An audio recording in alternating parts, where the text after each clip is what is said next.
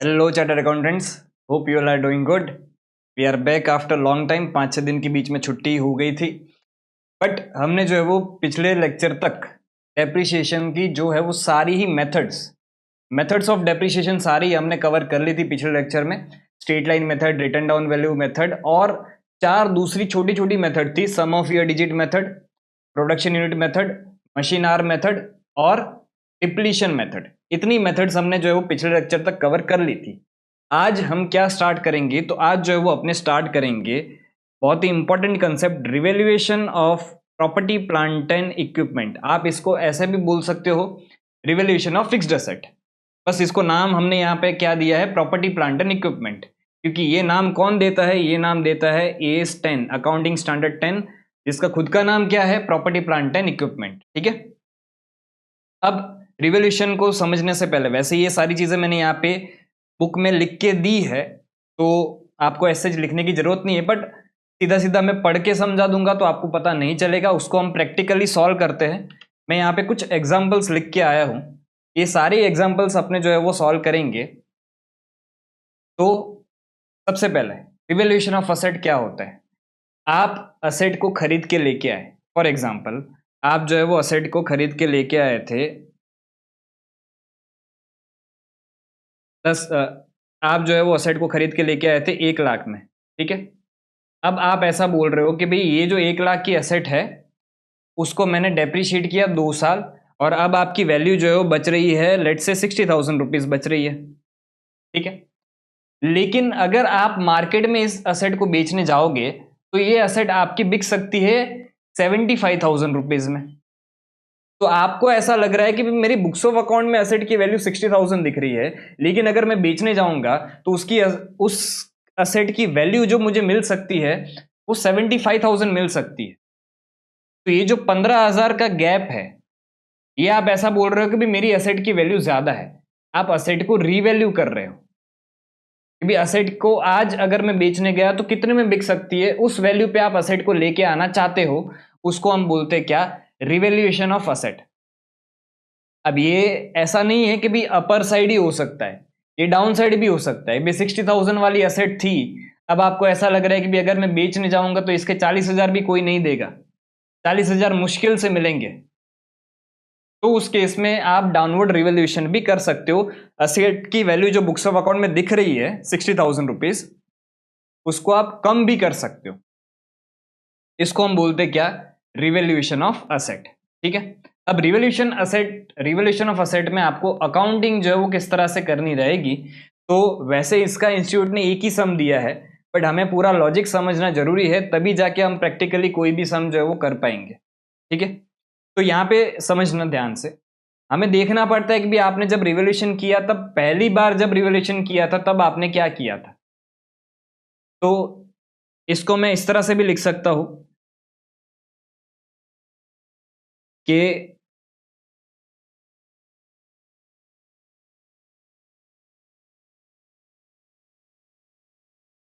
Previous या first time आपने जब रिवॉल्यूशन किया तब आपने क्या किया था, और उसके बाद अगर आप जो है वो रिवॉल्यूशन कर रहे हो तो उस केस में आपको क्या करना पड़ेगा।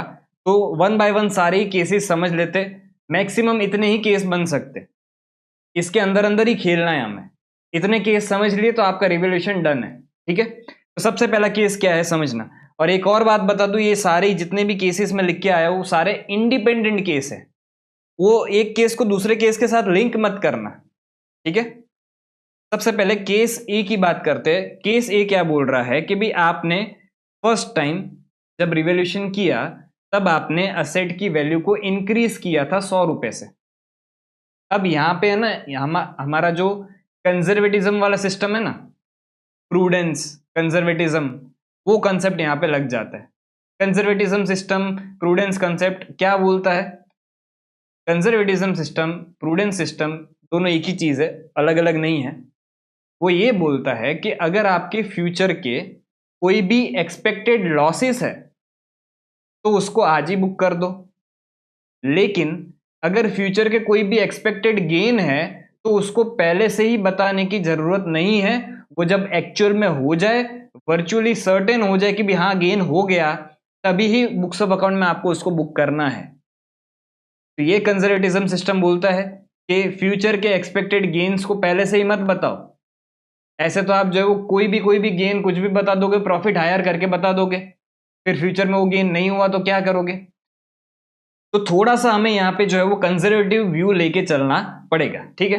अब यहाँ पे समझना, फर्स्ट केस, फर्स्ट टाइम आप जो है वो असेट की वैल्यू को इंक्रीज कर रहे हो 100 रुपीज से। तो यहाँ पे लिखा है क्या, इंक्रीज बाय ₹100। अच्छा, असेट की वैल्यू बढ़ा रहे हो, असेट की वैल्यू बढ़ती है तो असेट को तो क्या करते हो, डेबिट करते हो। तो मैं यहाँ पे जो है वो असेट अकाउंट को क्या कर दूंगा, डेबिट कर दूंगा। कितने से, 100 रुपए से। पर इस जो आपने ये असेट को इंक्रीज किया, इससे आपका गेन हुआ, क्योंकि असेट जो बुक्स ऑफ अकाउंट में दिख रही थी उससे ज्यादा आप वैल्यू बता रहे हो, लेकिन ये फ्यूचर का एक्सपेक्टेड गेन है। आप ऐसा सोच रहे हो, आपके हिसाब से ऐसा लग रहा है आपको कि भी इतनी वैल्यू हो सकती है। क्या एक्चुअल में हाथ में इतना कैश रियलाइज हो गया क्या? नहीं, आपने असेट को बेचा नहीं है। बेचा होता तो असेट का कैश जो है वो रियलाइज माना जाता, लेकिन ये तो आपने सिर्फ एक नोशनल गेन सोचा है। नोशनल गेन मतलब आपके ख्यालों का गेन है, एक्चुअल में हुआ नहीं है। तो ऐसे गेन को आप प्रॉफिट एंड लॉस अकाउंट में बुक नहीं कर सकते, इसलिए आपको यहाँ पे एक टेम्पररी अकाउंट, रिवोल्यूशन रिजर्व, या उसको आप रिवोल्यूशन सरप्लस भी बोल सकते हो। तो यहाँ पे मैं टू रिवोल्यूशन सरप्लस अकाउंट में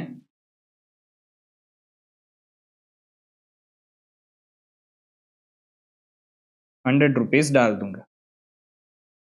इस तरह से आपकी जो है वो एंट्री रहेगी, ठीक है। अब यहाँ पे पहले 3 केस जो है उसमें फर्स्ट टाइम तो जो है वो क्या हो रहा है, असेट इंक्रीज हो रहा है 100 रुपीज से। अब यहाँ पे ध्यान से समझना, सब्सिक्वेंट रिवोल्यूशन, सब्सिक्वेंट रिवोल्यूशन में क्या हो रहा है, इंक्रीज बाय ₹50। केस ए में सब्सिक्वेंट रिवोल्यूशन में इंक्रीज बाय ₹50 हो रहा है। तो अगेन पहली बार भी इंक्रीज हुआ था, वापिस आप जो है वो इंक्रीज कर रहे हो, तो इस इंक्रीज को भी हमें जो है वो रिवोल्यूशन सरप्लस में भी डालना पड़ेगा। तो यहां पे आपकी एंट्री बन जाएगी asset account debit 50 to revolution surplus account is 50। इस तरह से आपकी एंट्री हो जाएगी, ठीक है। सेकंड केस देख लेते हैं। सेकंड केस में अगेन यहाँ पे तो आपने जो है फर्स्ट टाइम तो क्या किया, इंक्रीज ही किया है। तो यहाँ पे मैं लिख देता हूँ इंक्रीज बाय ₹100 है, तो एंट्री क्या बन जाएगी, जैसा फर्स्ट केस में था सेम टू सेम वही एंट्री बनेगी। असेट अकाउंट आप डेबिट कर दोगे 100 से to revaluation surplus account 100। Simple. अब यहाँ पे सेकंड केस में क्या हो रहा है देखना, सेकंड केस में आपकी एसेट जो है वो सब्सिक्वेंट रिवोल्यूशन में डिक्रीज बाय ₹80 हो रहा है। सब्सिक्वेंट रिवोल्यूशन में डिक्रीज बाय ₹80। पहली बार क्या किया था, ₹100 से इंक्रीज किया था प्रीवियस रिवोल्यूशन में। तो इसका मतलब क्या कि अभी भी आपका रिवोल्यूशन सरप्लस में एक ₹100 आपका दिख रहा है, जो आपने ऐसे ही ख्यालों में गेन बता दिया था, एक्चुअल में हुआ नहीं था। अब ख्याल खत्म, तो वो जो गेन आपने ख्यालों का बताया था उसको रिवर्स कर दो। तो यहाँ पे अगर डिक्रीज बाय ₹80 है तो असेट की वैल्यू कम हो रही है, तो असेट को तो क्रेडिट ही करोगे। तो यहाँ पे असेट अकाउंट मेरा क्या हो जाएगा, असेट अकाउंट मेरा क्रेडिट ही होगा, कितने से, 80 से। लेकिन जो डेबिट में करूंगा वो डेबिट क्या करूंगा, यही रिवोल्यूशन रिजर्व या रिवोल्यूशन सरप्लस अकाउंट को मैं डेबिट कर दूंगा, रिवोल्यूशन सरप्लस अकाउंट डेबिट 80। क्योंकि पहले आपने ख्यालों के हिसाब से गेन बुक किया था, अब वो ख्याल खत्म तो गेन भी रिवर्स, ठीक है, सिंपल। थर्ड केस क्या बोल रहा है, थर्ड केस ये बोल रहा है कि भी आपका फर्स्ट टाइम तो इंक्रीज हुआ था कितने से, 100 से, ठीक है। तो अगेन यहाँ पे एंट्री तो वही सेम टू सेम बन जाएगी, क्या, asset account debit to revaluation surplus account,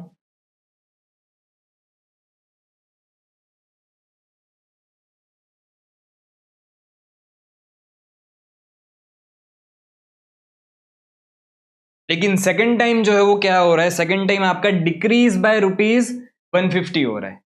अब असेट की कॉस्ट आप जो है वो सेकंड टाइम डिक्रीज कर रहे हो, सब्सिक्वेंट रिवोल्यूशन में आप उसको ₹150 से डिक्रीज कर रहे हो। अब यहां पे ध्यान से समझना,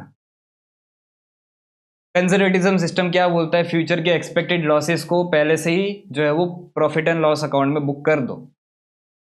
यहां पे ₹100 तो जो है वो आपने ख्यालों का गेन पहले से बुक करके रखा था, तो पहले वो जो ख्यालों का गेन है आपका, नोशनल गेन है, उसको पहले रिवर्स करो।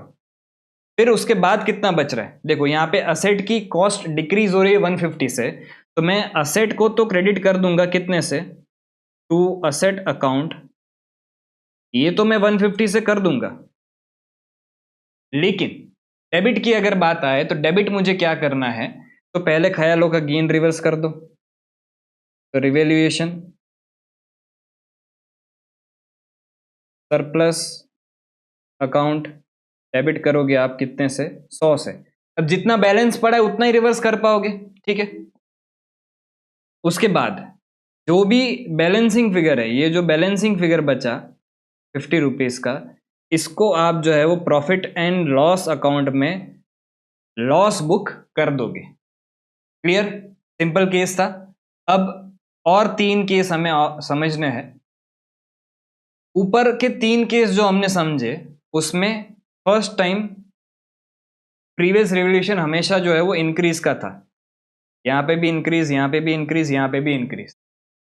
अब जब अपने सब्सिक्वेंट मतलब बाकी के और जो 3 केस करेंगे, उसमें हर बार फर्स्ट टाइम जो है वो क्या हो रहा है, डिक्रीज बाय ₹100, डिक्रीज बाय ₹100 और डिक्रीज बाय ₹100। ठीक है, समझ लेते हैं ये केस। सबसे पहले डिक्रीज बाय ₹100, असेट की वैल्यू कम हो रही है, पहली ही बार आप जो है वो असेट को डाउनवर्ड रिवैल्यू कर रहे हो, तो उस केस में एंट्री आपकी क्या बनेगी, असेट की वैल्यू कम हो रही है तो असेट को तो आपको क्रेडिट करना है, तो यहाँ पे असेट अकाउंट तो जो है वो क्या हो जाएगा, क्रेडिट हो जाएगा। पर कंजर्वेटिव सिस्टम क्या बोलता है कि भी आपको फ्यूचर के एक्सपेक्टेड लॉस पहले से ही बुक कर देना है, तो ये रिवोल्यूशन सरप्लस में नहीं जाएगा, ये आपका जाएगा प्रॉफिट एंड लॉस अकाउंट में सीधा। तो यहाँ पे आप जो है वो डेबिट किसको करोगे, profit and loss account debit 100। अच्छा, अब सेकेंड टाइम जो है वो क्या हो रहा है, डिक्रीज बाय ₹50। सेकेंड टाइम अगर डिक्रीज बाय ₹50 हो रहा है, फर्स्ट टाइम आपने क्या किया था, डिक्रीज किया था, सेकेंड टाइम भी आप क्या कर रहे हो, डिक्रीज कर रहे हो, तो अगेन वही चीज जो है वो पीएनएल अकाउंट में आप डाल दोगे, तो यहाँ पे भी एंट्री क्या बन जाएगी, PNL account debit to asset account 50।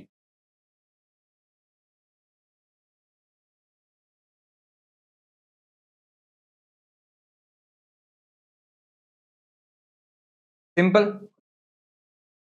ई वाला केस क्या है, तो again first time decrease by ₹100, तो मैं एक काम करता हूँ, पहले इसको कॉपी करके यहाँ पे दोनों जगह पे पेस्ट कर देता हूँ, क्योंकि ये तो एंट्री सेम ही रहने वाली है फर्स्ट केस में।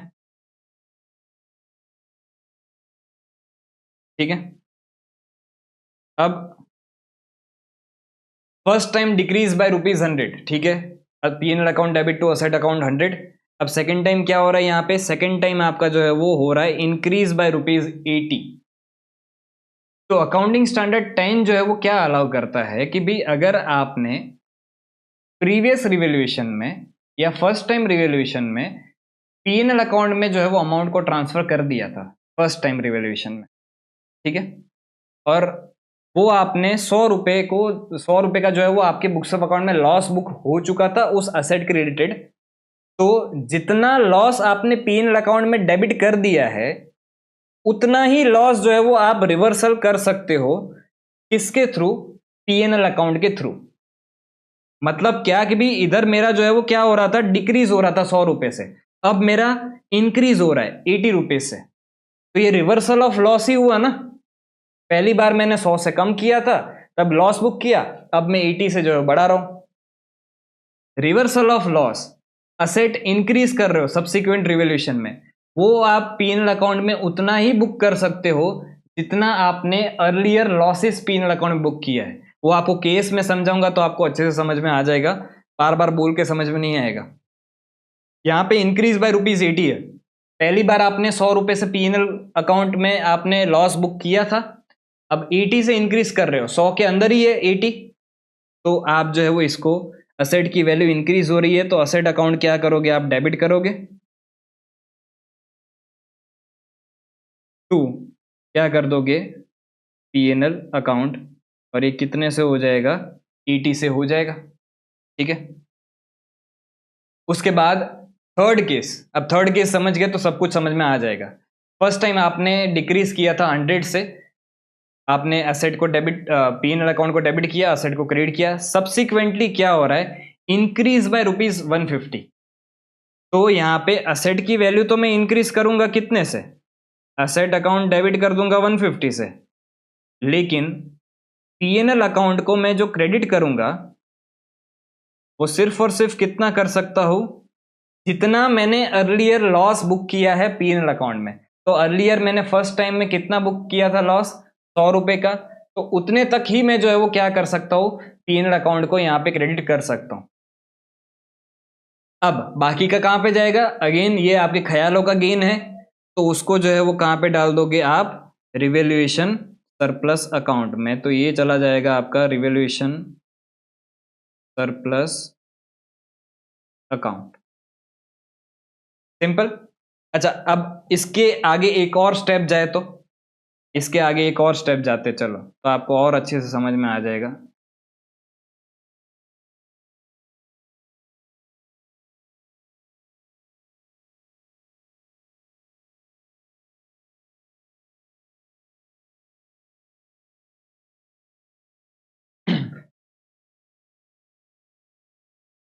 यहाँ पे थर्ड टाइम जो है आप असेट को जो है वो क्या कर रहे हो, डिक्रीज कर रहे हो, डिक्रीज बाय ₹70। अब यहाँ पे आपके बुक्स ऑफ अकाउंट में पोजीशन क्या है समझना। पहले तो आपने पहले सबसे पहले लॉस बुक किया था 100 का, तब आपने पीएनएल अकाउंट में डाल दिया था। अब वो पीएनएल अकाउंट का जब तक रिवर्सल नहीं होता तब तक आप जो है वो पीएनएल अकाउंट ही यूज करते रहोगे। तो यहाँ पे ये पीएनएल अकाउंट का 100 जब तक यहाँ पे रिवर्स नहीं हो जाता तब तक मैं पीएनएल अकाउंट ही यूज करूंगा। तो यहाँ पे मेरा पीएनएल अकाउंट खत्म हो गया और एक नया अकाउंट में बैलेंस गया, कौन से में, रिवोल्यूशन सरप्लस में। अब रिवोल्यूशन सरप्लस में बैलेंस पड़ा है कितना, 50। जब तक वो रिवर्स नहीं हो जाता तब तक आप रिवोल्यूशन अकाउंट ही यूज करोगे, चाहे फिर वो डेबिट हो चाहे फिर वो क्रेडिट हो, मतलब असेट बढ़ रही हो या कम हो रही हो, जब तक ये बैलेंस खत्म नहीं हो जाता तब तक आपको रिवोल्यूशन अकाउंट ही यूज करना है। तो यहाँ पे एंट्री क्या बनेगी, थर्ड टाइम आप डिक्रीज कर रहे हो कितने से, 70 से। फर्स्ट टाइम डिक्रीज 100 से, सेकेंड टाइम इंक्रीज 150 से, अब जो है वो आप डिक्रीज कर रहे हो 70 से। अब आपके रिवोल्यूशन सरप्लस में बैलेंस पड़ा है कितना, रिवोल्यूशन सरप्लस में 50 का बैलेंस है। पीएनएल अकाउंट तो खत्म हो गया ना यहाँ पे, डेबिट और क्रेडिट। तो थर्ड टाइम में एंट्री आपकी क्या बनेगी, असेट 70 से कम हो रही है तो असेट को तो मैं क्रेडिट कर दूंगा, तो टू असेट अकाउंट 70 से। डेबिट क्या करोगे, तो जब तक रिवोल्यूशन रिवर्स नहीं हो जाता तब तक उसी को ही यूज करना है। तो यहां पे रिवोल्यूशन अकाउंट डेबिट 50, और अब उसके ऊपर और कोई लॉस है तो अब उस लॉस को आप क्या करो, पीएनएल अकाउंट में बुक कर दो। तो यहां पे आप जो है वो डेबिट क्या कर दोगे, और पीएनएल अकाउंट डेबिट 20, सिंपल। बस इतने ही केसेस आपके जो है वो इसमें बन सकते हैं। अगर ये चीजें आप समझ गए तो आपको आराम से जो है वो पूरा रिवोल्यूशन का केस क्लियर हो जाएगा। ठीक है, अब हमें इसके रिलेटेड एक ही सम जो है वो, अच्छा ये जो सारी चीजें मैंने डिस्कस की, ये पूरा मैंने अच्छे से टेबल में केस ABC करके अच्छे से टेबल में पूरा दिया ही है कंसेप्ट बुक में। अब इसके जो है वो क्वेश्चन कर लेते हैं। एक ही क्वेश्चन इंस्टीट्यूट ने इसका दिया है, क्वेश्चन नंबर 15। क्वेश्चन नंबर 15 क्या बोल रहा है, पहले पढ़ते हैं अच्छे से। Amazing group had property plant and equipment with the book value of 35 lakh. Books of account में अभी एसेट की वैल्यू 35 लाख दिख रही है।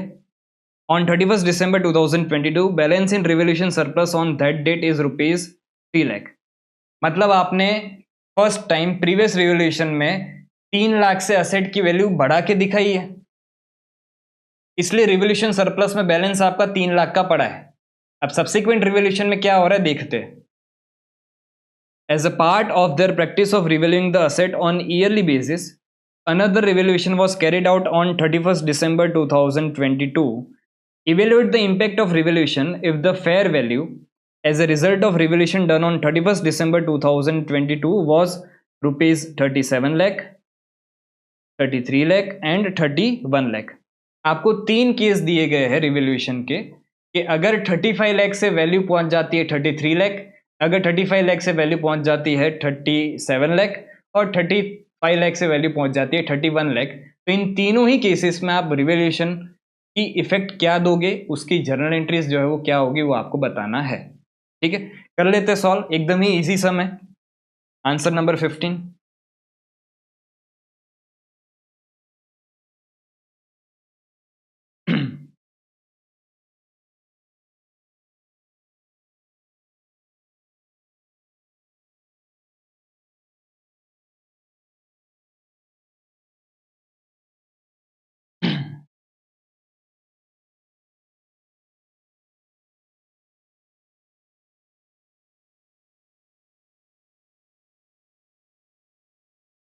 केस ए का आंसर क्या आएगा, पहले हमें उसका एक्सप्लेनेशन देना पड़ेगा क्योंकि इंस्टीट्यूट जो है वो सिर्फ आपको 3 एंट्री के 5 मार्क्स नहीं दे सकती। ये ऐसा सम आपको जो है वो 5 मार्क्स में पूछा जा सकता है।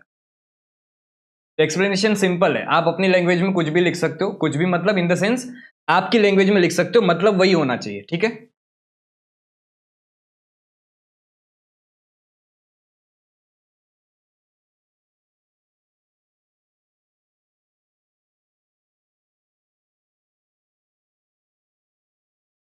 First time we have done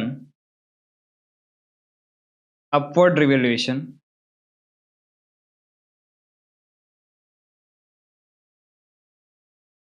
therefore we have balance in revaluation surplus account of rupees 3 lakh। ठीक है, subsequently we are doing, second time अपने क्या कर रहे हैं, पहले केस में 37 लाख पे लेके जा रहे हैं, subsequently we are doing upward revaluation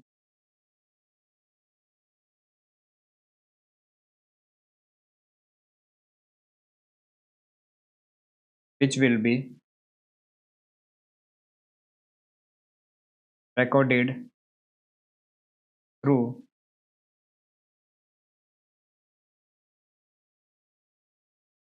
revaluation surplus account. यहाँ पे अकाउंटिंग एंट्री क्या बन जाएगी, सिंपल एंट्री बनेगी आपकी property plant and equipment account debit and equipment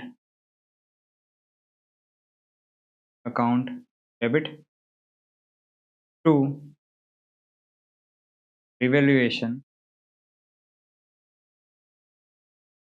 surplus account. और ये कितने से हो जाएगा, तो 35 लाख पहले से बुक्स ऑफ अकाउंट में दिख रहा था, 37 लाख पे लेके जा रहे हो तो 2 लाख से एसेट की वैल्यू बढ़ा रहे हो, तो यहाँ पे कितना आ जाएगा 2 lakh.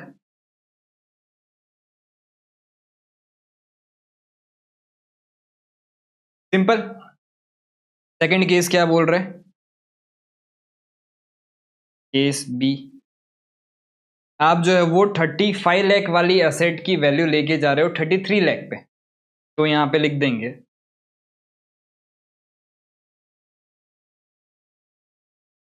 First time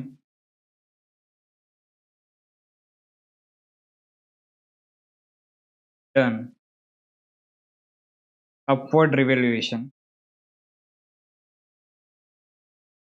of rupees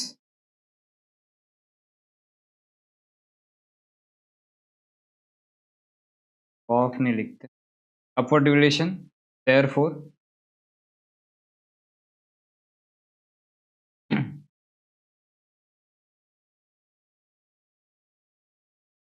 therefore we have balance in revaluation surplus account of rupees 3 lakhs। अब सब्सिक्वेंटली अपने क्या कर रहे हैं, तो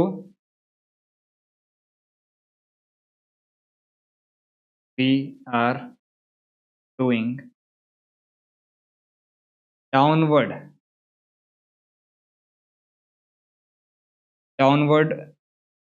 revaluation by rupees 2 lakh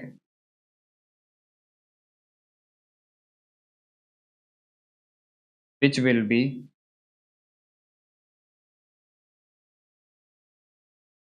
adjusted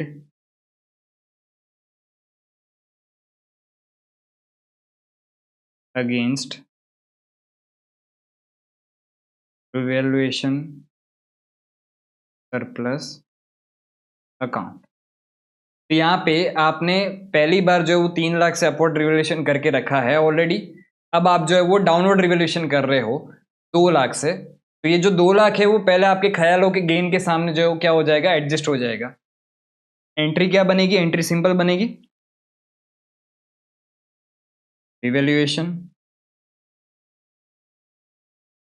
surplus account debit to property plant and equipment account, और ये हो जाएगा आपका 2 लाख से। सिंपल, ठीक है। थर्ड केस क्या बोल रहा है,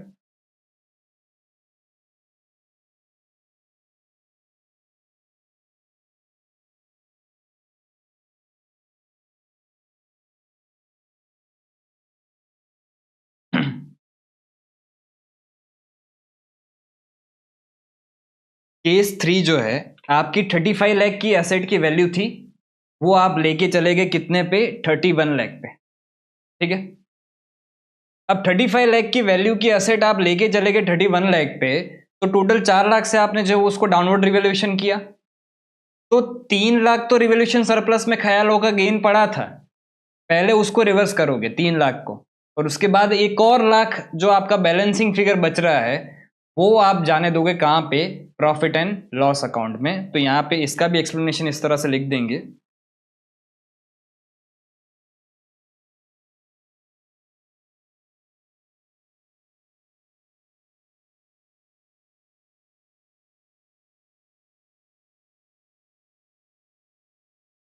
first time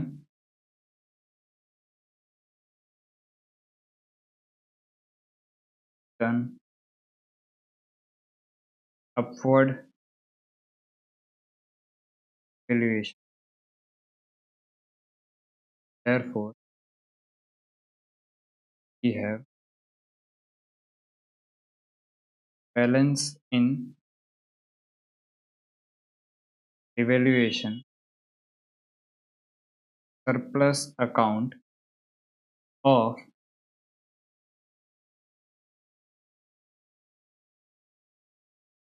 rupees 3 lakh।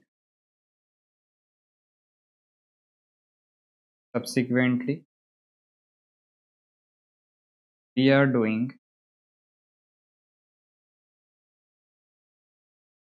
Downward revaluation of ₹4 lakhs, which will be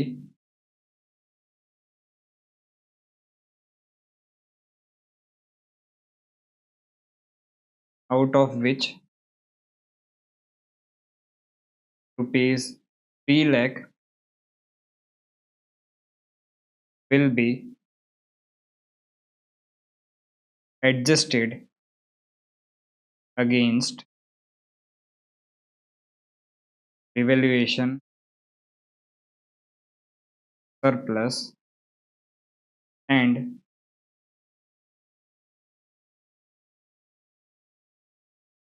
balance ₹1 lakh will be transferred to profit and loss account. Entry क्या बनेगी? एंट्री सिंपल बनेगी। एसेट की वैल्यू आप 4 लाख से कम कर रहे हो तो आप पहले जो है वो रिवैल्यूएशन सरप्लस को उड़ाओ। रिवैल्यूएशन सरप्लस अकाउंट यहाँ पे डेबिट हो गया कितने से? 3 लाख से। बाकी का बैलेंसिंग फिगर जो बचा वो जाने दोगे आप। P&L अकाउंट डेबिट 1 लाख से, और 2 क्या हो जाएगा? Property plant and equipment account 4 lakh. Simple. इस तरह से जो है वो आपका रिवॉल्यूशन होगा। ये एक ही सम था, सिंपल सम था, शायद पूछ ले, पर आई होप आपको ये सारी रिवॉल्यूशन की एंट्रीज जो है वो अच्छे से क्लियर हो गई होगी। अब अपने जो है वो नेक्स्ट टॉपिक पे चलते हैं, और नेक्स्ट टॉपिक हमारा जो है वो क्या है?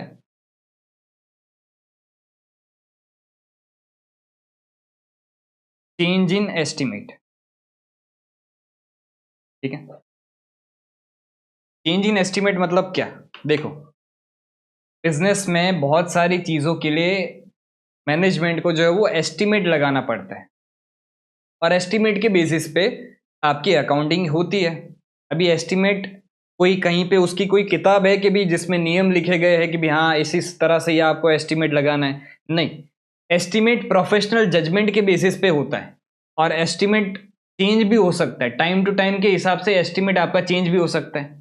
तो अगर मैं बोलूँ आप असेट खरीद के लेके आए, आपने यूजफुल लाइफ डिसाइड की कि भाई इस असेट को मैं 5 साल के लिए यूज कर सकता हूँ, ऐसा कंपनी लिख के देती है क्या? नहीं, ये आपका एस्टिमेट है। अच्छा, दूसरा, असेट आप खरीद के लेके आए, अब आपको ऐसा लग रहा है कि 5 साल यूज करने के बाद असेट को मैं बेच सकता हूँ 20,000 रुपीज में, जो आपकी रेसिडल वैल्यू है, स्क्रैप वैल्यू है। तो क्या ये भी कहीं पे किताब में लिखा हुआ है? नहीं, ये भी आपका एस्टिमेट है। उसके बाद एक और चीज कि असेट जो है पहले मेथड ऑफ डेप्रिसिएशन जो है वो 2016 तक, 2016 तक मेथड ऑफ डेप्रिसिएशन जो है उसको चेंज इन अकाउंटिंग पॉलिसी माना जाता था, लेकिन 2016 के बाद इसको भी जो है वो चेंज इन अकाउंटिंग एस्टिमेट ही माना जाता है। उसका रीजन समझना क्या? आप कोई भी असेट की डेप्रिसिएशन की मेथड जो है वो किसके बेसिस पे डिसाइड करते हो? कि असेट मुझे किस तरह से फायदा देगा, उस हिसाब से डिसाइड करते हो। अगर मैं आपको बोलूं कि असेट जो है वो मेरे को हर साल इक्वली सेम फायदा देगा, सेम बेनिफिट देगा, तो सबसे बेस्ट मेथड आपकी कौन सी बन जाती है? स्ट्रेट लाइन मेथड, क्योंकि उसमें हर साल डेप्रिसिएशन आपका सेम होता है। लेकिन अगर मैं आपको बोलूं कि असेट जो है वो स्टार्टिंग के ईयर्स में ज्यादा मेरे को फायदा देगा, जैसे जैसे जैसे जैसे टाइम बीतता जाएगा फायदा भी कम होता जाएगा, तो उस केस में आपकी बेस्ट डेप्रिसिएशन की मेथड रहती है रिटन डाउन वैल्यू मेथड। तो ये भी तो आपने एक एस्टिमेट ही लगाया कि भी असेट मेरे को किस तरह से काम आ सकता है। तो इसलिए अगर आप मेथड को भी चेंज कर रहे हो, मतलब आपका सोचने का तरीका चेंज हुआ, एस्टिमेट चेंज हुआ कि भाई अब असेट जो है वो इस तरह से नहीं, इस तरह से मेरे को बेनिफिट देगा, तभी जाके आप मेथड चेंज कर रहे हो। क्लियर?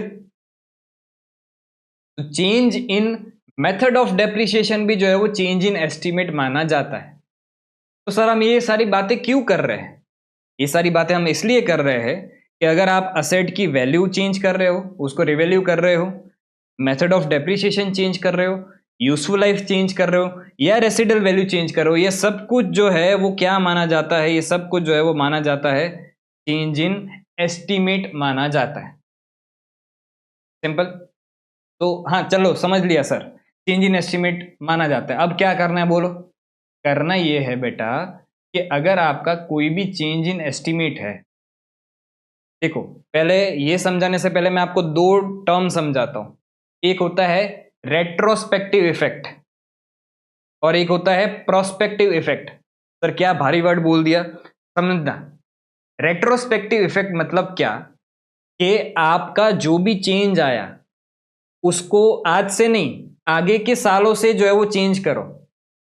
जनरली ये टर्म्स जो है वो आपको लॉ में ज्यादा सुनने को मिलेंगे कि जब चेंज आपका आया तो उस टाइम तो चेंज करना ही है, आगे के सालों में आपने जो भी कर दिया था ऑलरेडी उसको भी जाके आप चेंज करो। ऐसे चेंज को आप बोलते हो रेट्रोस्पेक्टिव इफेक्ट। लेकिन दूसरा है प्रोस्पेक्टिव इफेक्ट। प्रोस्पेक्टिव इफेक्ट क्या बोलता है कि भी जिस टाइम पे चेंज आया, जिस दिन चेंज आया उस दिन से आगे चेंज करो, पीछे का जो हो गया उसको भूल जाओ। उसको बोलते हैं प्रोस्पेक्टिव इफेक्ट। जिस दिन चेंज आया उससे आगे चेंज करो। अब अकाउंटिंग स्टैंडर्ड क्या बोलता है कि भाई आपका जो भी चेंज इन एस्टिमेट है उसके आपको जो है वो क्या करना है, प्रोस्पेक्टिव इफेक्ट देने हैं। तो अगर यहां पे लिखा भी है कि then such change is treated as change in accounting estimate, effect of such changes should be given prospectively. आपको इसका प्रोस्पेक्टिव इफेक्ट देना है, ये अकाउंटिंग स्टैंडर्ड बोलता है। क्लियर? तो अब इसके रिलेटेड हमें जो है वो कुछ सम्स जो है वो करने हैं चेंज इन एस्टिमेट के रिलेटेड। तो सबसे पहले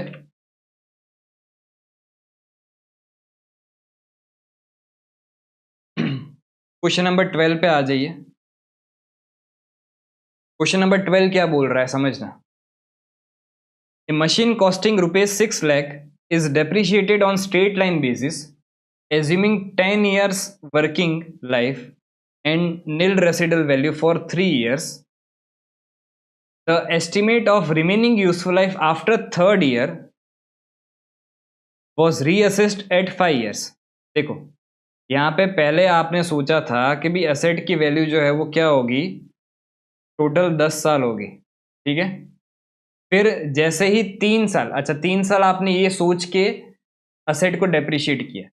अब जैसे ही 3 साल खत्म हुए, 3 साल खत्म होने के बाद आपको ऐसा लग रहा है कि भाई अब असेट की वैल्यू जो है वो 10 साल नहीं, अब असेट की वैल्यू सिर्फ और सिर्फ जो है वो आगे और 5 साल चल सकती है। मतलब तीसरे साल के एंड में आपने ऐसा सोचा कि और 5 साल चल सकती है, मतलब 8 साल टोटल, अगर टोटल में देखने जाए तो तीसरे साल के एंड में आपने सोचा और 5 साल चल सकती है। ये भी आपका चेंज इन एस्टिमेट है। हमें पूछा क्या गया है, हमें पूछा ये गया है calculate depreciation for the 4th year. चौथे साल का डेप्रिसिएशन कैलकुलेट करना है। सिंपल है, कर लेते हैं। पर पहला काम हमें ये करना पड़ेगा कि भी हमें तीसरे साल के एंड तक, या ऐसा बोल दूं चौथे साल के बिगिनिंग तक असेट कितना डेप्रिशिएट हो चुका था और उसकी उस दिन की वैल्यू क्या है वो हमें पता करनी पड़ेगी। ठीक है, तो यहाँ पे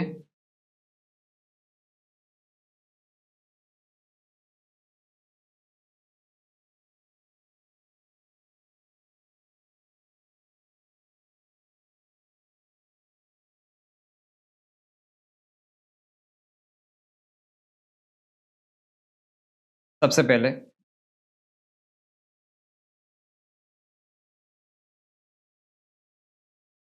वैल्यू ऑफ असेट ऑन, यहाँ पे डेट कोई नहीं दी गई है तो यहाँ पे मैं इस तरह से लिख देता हूँ कॉस्ट ऑफ असेट। तो ये हम असेट को खरीद के कितने में लेके आए थे, तो असेट को आप खरीद के लेके आए थे 6 लाख रुपए में, ठीक है। हमने 3 साल जो है वो असेट को डेप्रिशिएट किया, तो मैं तीनों साल का डेप्रिशिएशन एक साथ ही कैलकुलेट कर लेता हूं। Minus depreciation for 3 years.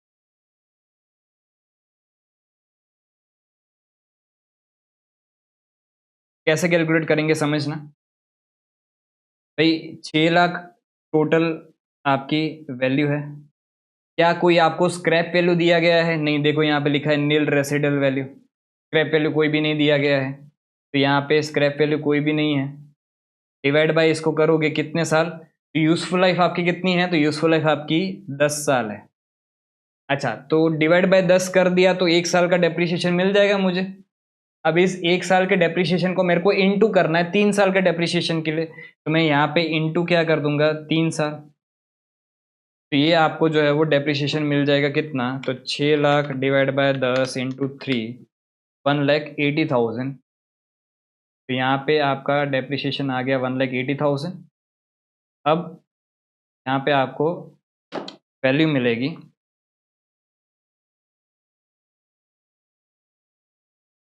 Carrying value at the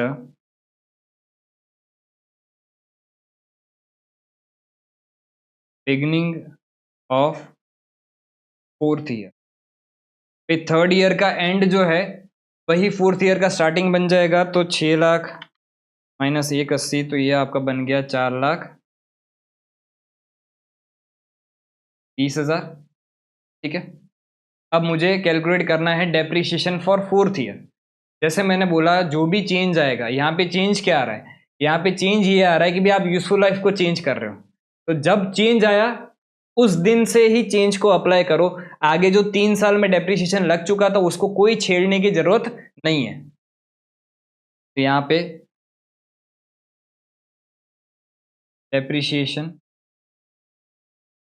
और 4th ईयर कैसे कैलकुलेट करेंगे, तो भाई 4,20,000 अब आपकी वैल्यू बची है, रेसिडल वैल्यू कुछ भी नहीं है, 4,20,000 वैल्यू बची है।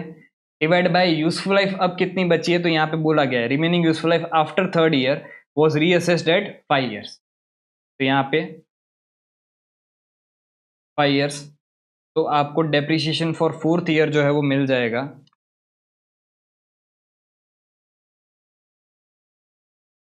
84,000।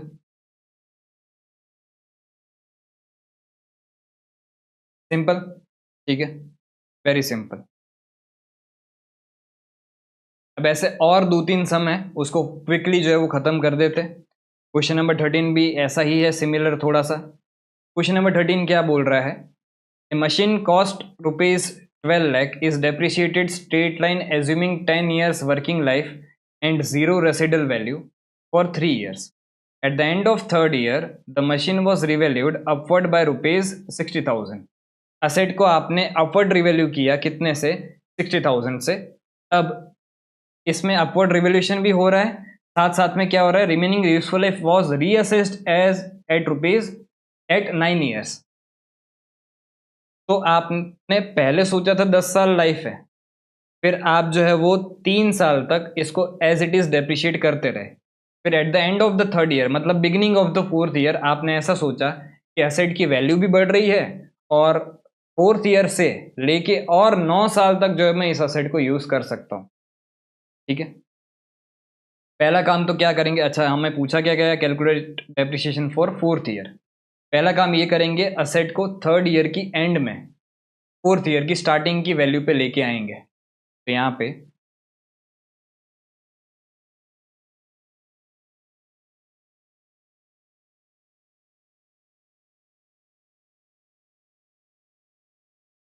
एक कॉस्ट ऑफ असेट जो है वो सबसे पहले तो यहाँ पे लिख देंगे। कॉस्ट ऑफ असेट आपका कितना है, कॉस्ट ऑफ असेट आपका है 12 लाख।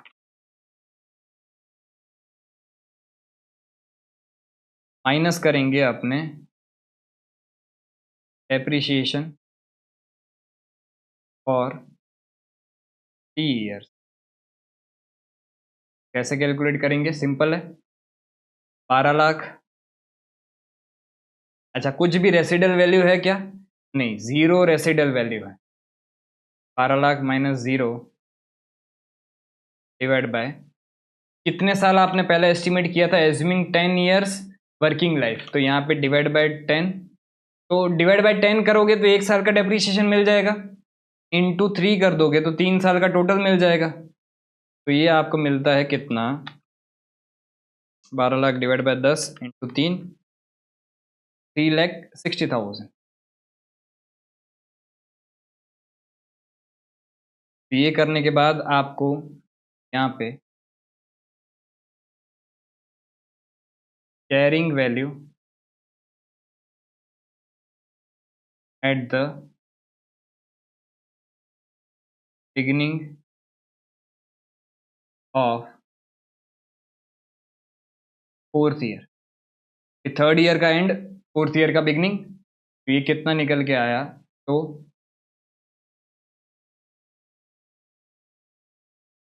8,40,000। ठीक है। अब पूछा क्या गया है?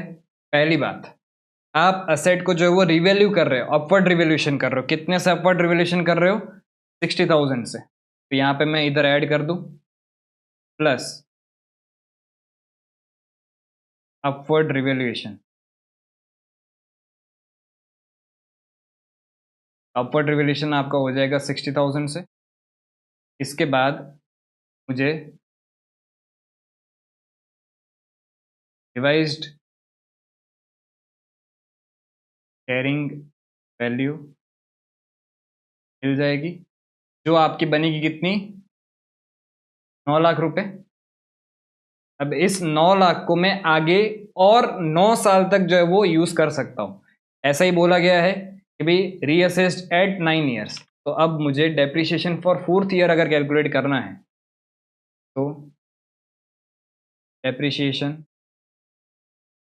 फॉर 4th ईयर ये कितना आ जाएगा? तो 9 lakh divide by 9 years,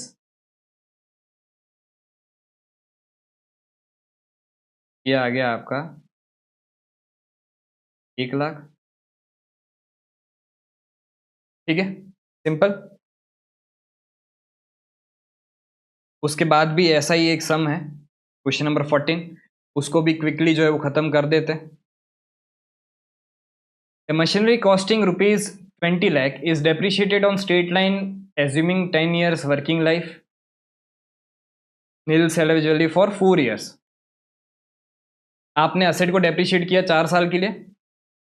eight the end of the 4th year machinery was revalued upward by rupees 80,000। The remaining useful life of the machinery was also reassessed as 8 years। At the end of the 4th year calculate the depreciation of for 5th year. आपको 5th year का depreciation calculate करना है। Exact same सम है, सिर्फ साल में थोड़ा बहुत जो है वो चेंज है। फटाफट क्विकली जो है वो सॉल्व कर लेते।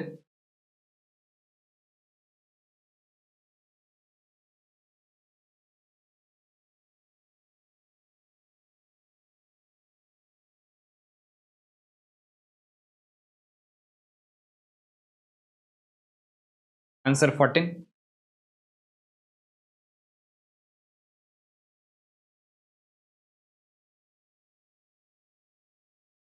कॉस्ट ऑफ असेट ये आपकी है 30 लाख रुपए minus depreciation for 4 years.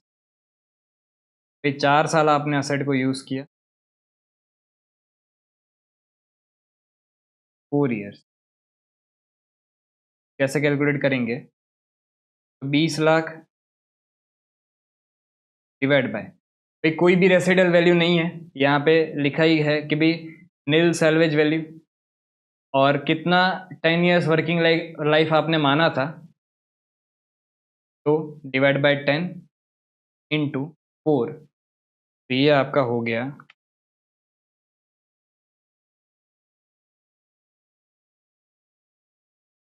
8 lakh. ठीक है। तो इससे आपको क्या मिल गया, इससे आपको मिल गया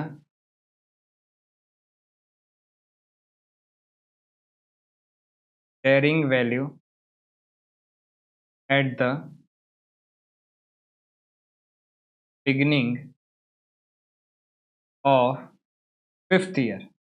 फिफ्थ ईयर की स्टार्टिंग में आपकी वैल्यू कितनी हो जाएगी, तो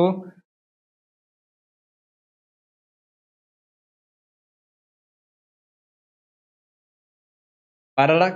ठीक है। अब इसको मैं क्या कर रहा हूँ, इसको मैं अपवर्ड रिवोल्यूशन कर रहा हूँ, तो इधर मैं अगर ऐड करूँ अपवर्ड रिवोल्यूशन,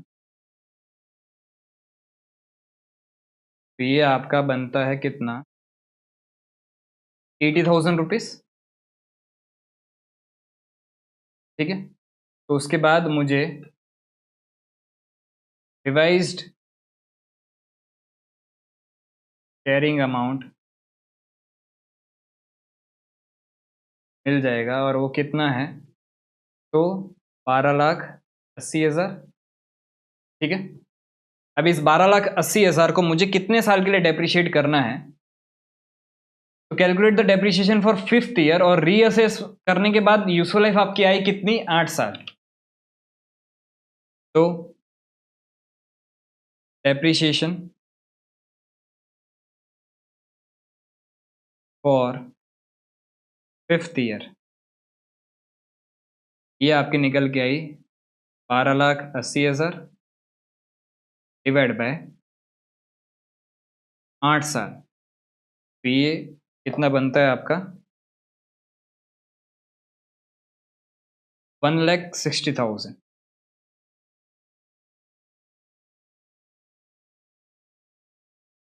सिंपल, एकदम ही सिंपल सम था।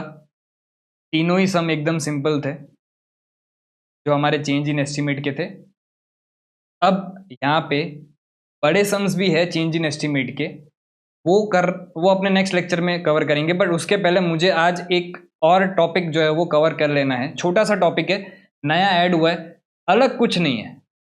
क्या है वो टॉपिक, तो वो टॉपिक आपका है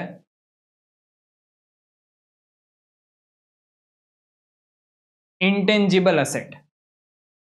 इंटेंजिबल असेट मतलब क्या, ऐसी असेट जिसको आप छू नहीं सकते, देख नहीं सकते। ठीक है। तो इंटेंजिबल असेट की अगर मैं डेफिनेशन पढ़ूं, आपको पता ही है वैसे ऑलरेडी, पर अकाउंटिंग स्टैंडर्ड की अगर डेफिनेशन पढ़ूं, तो is an identifiable non monetary asset. देखो, नॉन मॉनेटरी असेट मतलब क्या, एक होता है मॉनेटरी आइटम और दूसरा होता है नॉन मॉनेटरी। अब वैसे फाउंडेशन लेवल पे आपको ये टर्म्स सच इतना डिटेल में समझने की जरूरत है नहीं, क्योंकि ये चीजें अकाउंटिंग स्टैंडर्ड इंटर में बहुत डिटेल में ये चीज हम पढ़ते हैं। तो फाउंडेशन लेवल पे इतना सच डिटेल में समझने की जरूरत नहीं, पर यहाँ पे वर्ड है तो मैं आपको समझा दे रहा हूँ। समझ में आए तो ठीक है, ना समझ में आए तो इतना टेंशन मत लेना, ध्यान से सुनना। मॉनेटरी आइटम मतलब ऐसी आइटम जो अमाउंट टर्म्स में फिक्स्ड है कि भाई हाँ इतनी ही चीज है, और वो या तो रिसीवेबल इन मनी है या पेएबल इन मनी है। बोले सर क्या बोले, नहीं समझ में आया। एग्जाम्पल देखो, मेरे डेटर्स है, डेटर से मुझे कितना पैसा लेना है वो मुझे तो पता है, मेरे बुक्स ऑफ अकाउंट में कितना पैसा लेना है, अमाउंट फिक्स्ड है ना। और डेटर से मैं पैसा मांग सकता हूँ ना, ला पैसा दे, रिसीवेबल इन मनी है। ठीक है। तो डेटर आपका मॉनेटरी आइटम है। अच्छा, क्रेडिटर की बात करूँ तो मैं, क्रेडिटर कितना अमाउंट देना है वो फिक्स्ड है, हमारे बुक्स ऑफ अकाउंट में तो पता है ना हमें इतना अमाउंट है, और वो जो है वो उसको मैं पैसा दूंगा, क्योंकि वो मेरे से पैसा मांगेगा तो मुझे देना पड़ेगा ना, तो ये पेएबल इन मनी है। ठीक है। तो आपके क्रेडिटर्स भी जो है वो क्या हो गए, मॉनेटरी आइटम हो गए। अच्छा, ये बोतल है, बोतल को मैं ऐसा बोल सकता हूँ ए बोतल ला पैसे दे, नहीं ना, ये क्या है, ये नॉन मॉनेटरी, इसका पैसा रिसीवेबल इन मनी नहीं है। अच्छा, मैं इस बोतल को बेच के पैसा कमा सकता हूं, पर तब तो वो असेट ही नहीं रहेगी। जब वो असेट है तब क्या उससे वो रिसीवेबल इन मनी है? क्या मैं उससे पैसे मांग सकता हूँ, बोतल से पैसे मांग सकता हूँ? नहीं। तो ये नॉन मॉनिटरी आइटम है। ये पंखा लगा है, फिक्स्ड एसेट है, उससे क्या मैं पैसे मांग सकता हूँ? ला पंखे, पैसे फेंक? नहीं, वो मेरी नॉन मॉनिटरी आइटम है।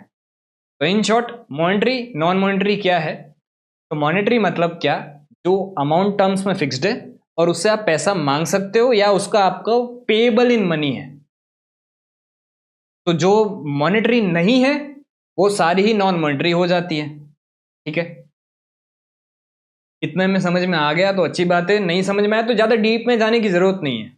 मैं सिर्फ यहाँ पे डेफिनेशन समझा रहा हूँ इंटेंजिबल एसेट की। इसको आप अकाउंटिंग स्टैंडर्ड 26 में अच्छे से पढ़ोगे इंटर में, अभी के लिए इतना इंपॉर्टेंट नहीं है। ठीक है, तो वो एक नॉन मॉनिटरी एसेट है। ठीक है, फिर विदाउट फिजिकल सब्सटेंस, उसका कोई फिजिकल सब्सटेंस नहीं है, ऑब्वियस बात है। Held for in use in the held for use in the production और सप्लाई ऑफ गुड्स और service for rental to others for admin purpose. In short, आपको business में कहीं पे भी वो काम आ रहा है तो वो आपकी इंटेंजिबल असेट मानी जाएगी। अब ये चीज़ तो सेम ही है, ये टेंजिबल असेट्स में भी वही डेफिनेशन में था। ये दोनों चीज़ें सिर्फ जो है वो क्या है, अलग है। ठीक है, तो ये था इंटेंजिबल असेट आपका।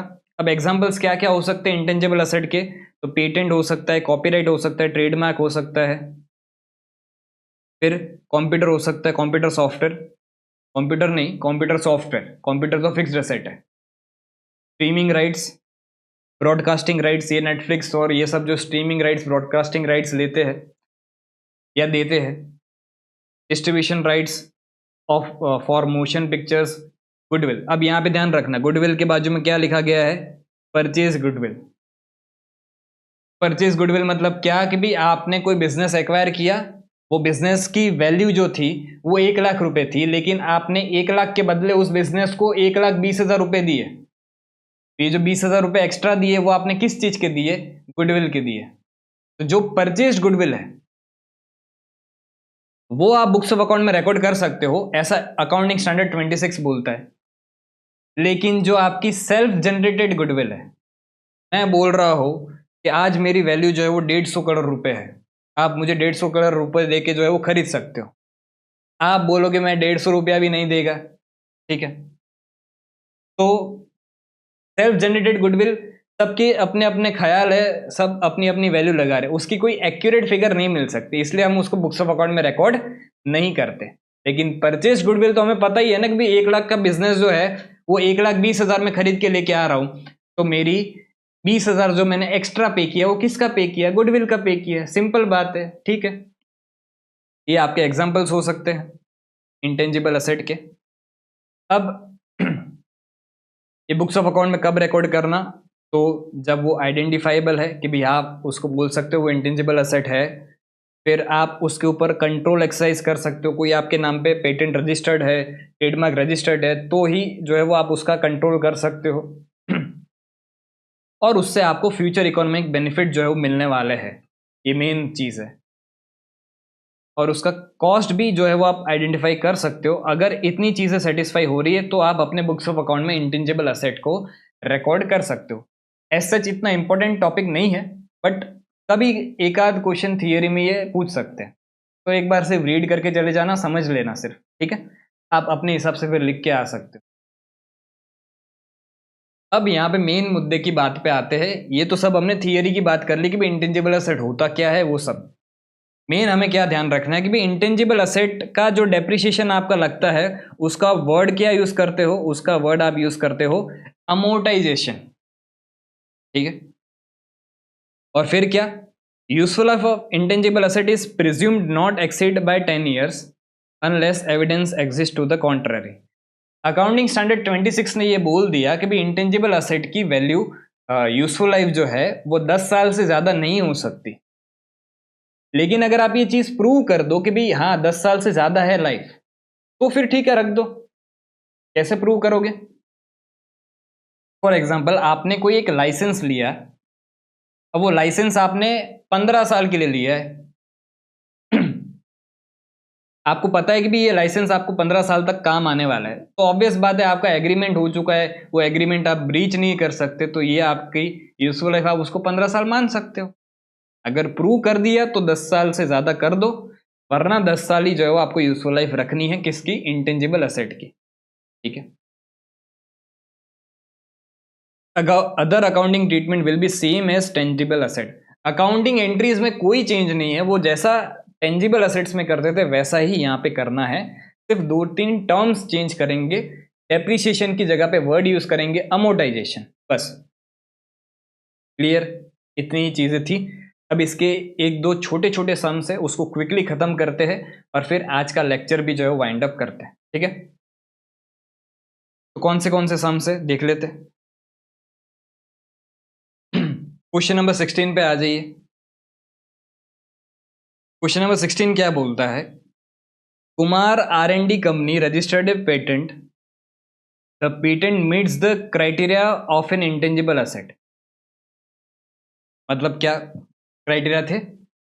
कंट्रोल कर पाने चाहिए, कॉस्ट मेजर कर पाने चाहिए, उससे आपको फ्यूचर इकोनॉमिक बेनिफिट मिलना चाहिए, ये सारे, वो पहले तो आइडेंटिफाइबल होना चाहिए।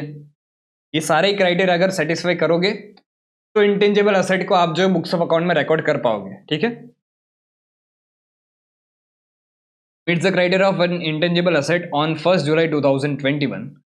जिस दिन क्राइटेरिया मीट किया उसी दिन आप जो बुक्स ऑफ अकाउंट में रिकॉर्ड करोगे। Developed eight A cost of ₹28 lakhs, आपने 28 lakhs खर्चा भी किया था उसको बनाने में, and spend ₹2 lakh towards legal fees and registration. अब पेटेंट रजिस्टर करवाने के लिए जो कॉस्ट है वो ज़रूरी है, तभी रजिस्टर करवाओगे तभी तो कंट्रोल आएगा, तभी तो असेट को बुक कर पाओगे। तो असेट को रेडी टू यूज़ करने तक के जितने भी खर्चे हैं वो सारे असेट की कॉस्ट में अपने जोड़ देते हैं। ठीक है, the patent is granted for a period of 10 years, 10 साल के लिए उसकी यूजफुल लाइफ है। Books are closed on 31 December every year. हर साल आप जो बुक्स ऑफ अकाउंट को क्लोज कब करते हो? 31 दिसंबर को क्लोज करते हो। हमें पूछा क्या गया है? हमें पेटेंट अकाउंट बनाना है और अमोर्टाइजेशन अकाउंट बनाना है 2 साल का, 21 का एंड 22 का। बना लेते, एकदम सिंपल सम है, फिजिक्स सम।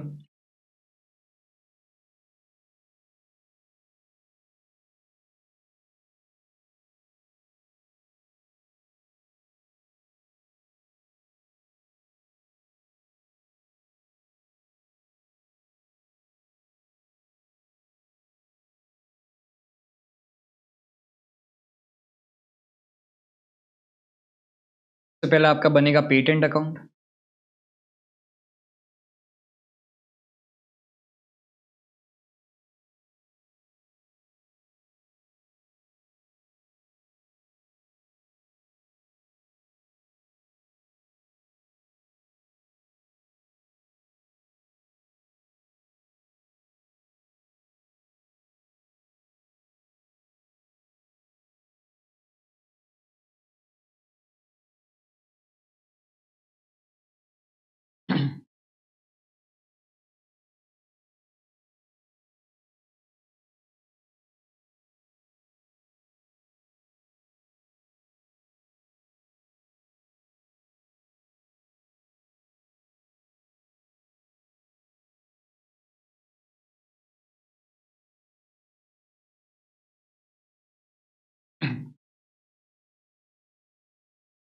अमोर्टाइजेशन अकाउंट भी बना लेते इसी तरह से।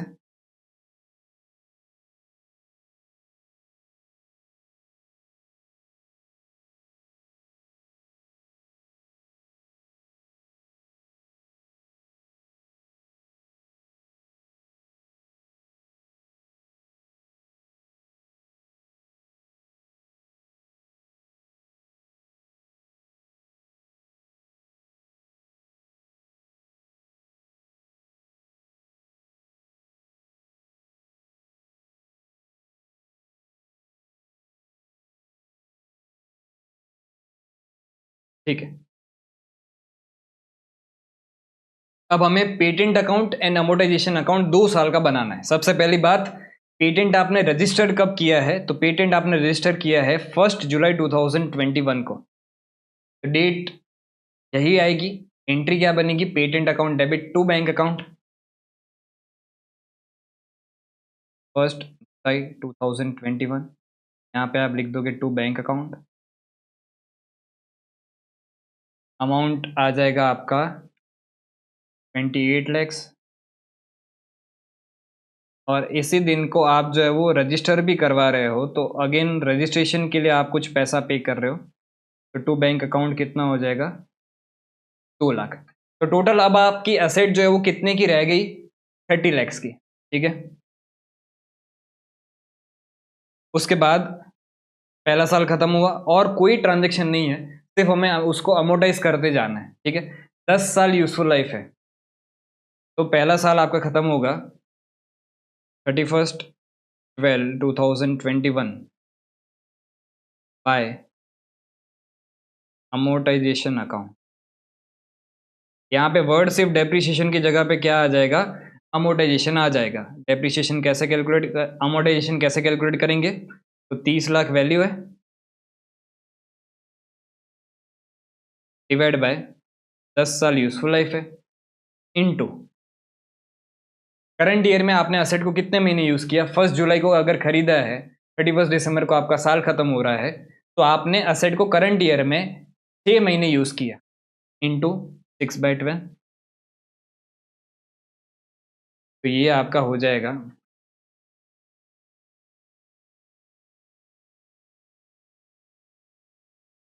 1,50,000, ठीक है। उसके बाद 31/12/2021 को बाय बैलेंस कैरिड डाउन, ये आपका कितना हो जाएगा, तो 30 लैक्स माइनस 1,50,000, तो ये हो गया आपका 28,50,000, ठीक है।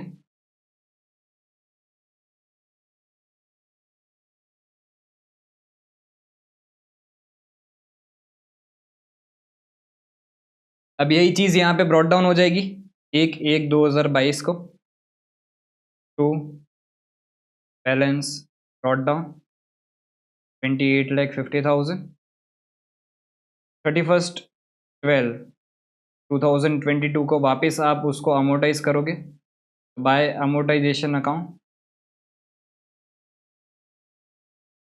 अगेन यहाँ पे पूरे साल का आपका डेप्रिसिएशन लगेगा, उधर तो असेट परचेज ही, डेवलप भी जो है वो साल के बीच में हुई थी, तो इधर अगर पूरे साल का यूजफुल लाइफ दिया गया है तो स्ट्रेट लाइन मेथड ही होगा ऑब्वियसली, तो जो डेप्रिसिएशन आपका बनता है वो कितना बनेगा, 3 लाख। अब यहाँ पे 31/12/2022 बाय बैलेंस कैरिड डाउन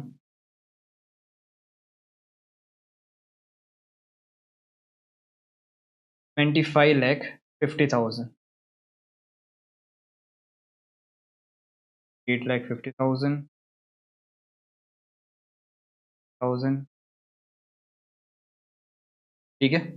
तो ये पेटेंट अकाउंट तो बन गया। अब क्विकली जो है वो अमोटाइजेशन अकाउंट भी बना लेते हैं, ये तो सिंपल है एकदम। 31/12/21 to patent account 1,50,000, 31/12/2021 by P&L account 1,50,000,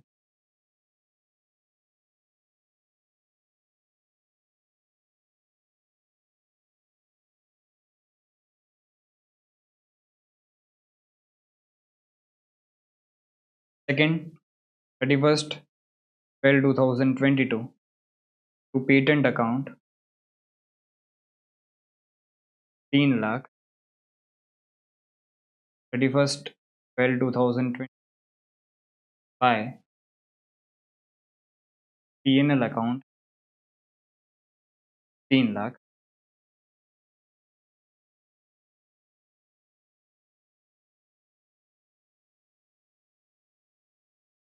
clear, simple, एकदम ही सिंपल सम था। एक और सम हमें जो है वो इस मेथड का दिया गया है, वो भी क्विकली ख़त्म करते हैं और फिर आज के लेक्चर को भी ख़त्म कर देते हैं। वैसे वो भी सम एकदम सिंपल है, आप खुद से भी कर सकते हो, बट मैं करवा दूंगा क्योंकि मॉड्यूल के सारे सम्स मैं करवा रहा हूँ। In fact MTP RTP past papers की जो यूनिक सम्स है वो भी अपने कर रहे हैं। क्वेश्चन नंबर 17 पे आ जाइए। Prime streaming company acquired the streaming rights of A movie for rupees 18 lakh with the contracted duration of the streaming period being 10 years. आपने 18 लाख में जो है वो राइट्स खरीदे थे, 10 साल आपने 10 साल के लिए। At the beginning of the fourth year, चौथे साल की स्टार्टिंग में, based on the decline in viewership, Prime Streaming Company decided to stream the movie only for next 5 years. Calculate the amortization for fourth year. ये वही revolution वाला ही case है, estimate का change है। जैसा टेंजिबल में करते थे सेम टू सेम इधर भी वही करना है। सबसे पहले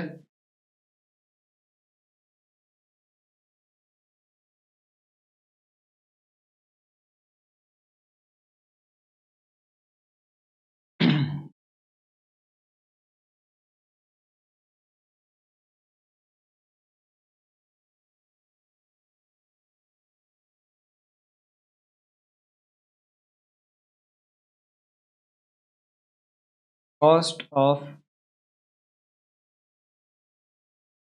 स्ट्रीमिंग राइट्स ये कितना है? ये आपका है 18 lakhs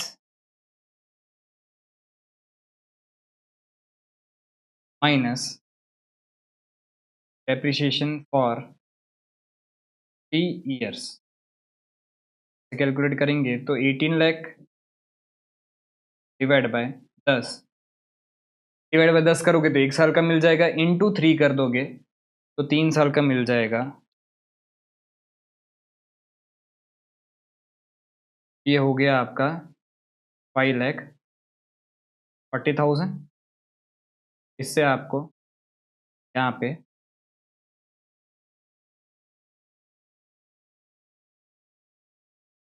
carrying value at the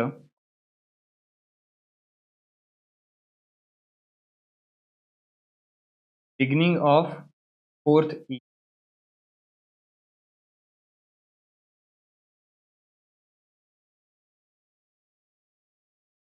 ₹12,60,000। ठीक है, अब मुझे क्या करना है? कैलकुलेट करना है अमोटाइजेशन फॉर फोर्थ ईयर, चौथे साल का अमोटाइजेशन कैलकुलेट करना है। तो अमोटाइजेशन फॉर फोर्थ ईयर, अभी इधर वैल्यू बची कितनी? 12,60,000। अब इसकी रिमेनिंग यूजफुल लाइफ आपने कितने मान रहे? पहले 10 साल मानी थी, लेकिन beginning of the fourth year अपने ऐसा मान रहे हैं कि भी अब जो है वो सिर्फ वो 5 साल के लिए जो है वो हम स्ट्रीम करेंगे। डिवाइड बाय 5, तो फोर्थ ईयर का आपका अमोटाइजेशन आ जाएगा 2,52,000। क्लियर? सिंपल था। ठीक है, तो आज का लेक्चर मैं यहाँ पे ही कंप्लीट करता हूँ। अब नेक्स्ट लेक्चर में अपने जो है वो चेंज इन एस्टीमेट के मतलब मेथड ऑफ डेप्रिसिएशन आप बीच में अगर चेंज करते हो तो उसमें किस तरह से अकाउंटिंग करेंगे वो अपने नेक्स्ट लेक्चर में कवर करेंगे। ठीक है, तो आज के लिए इतना ही। Thank you.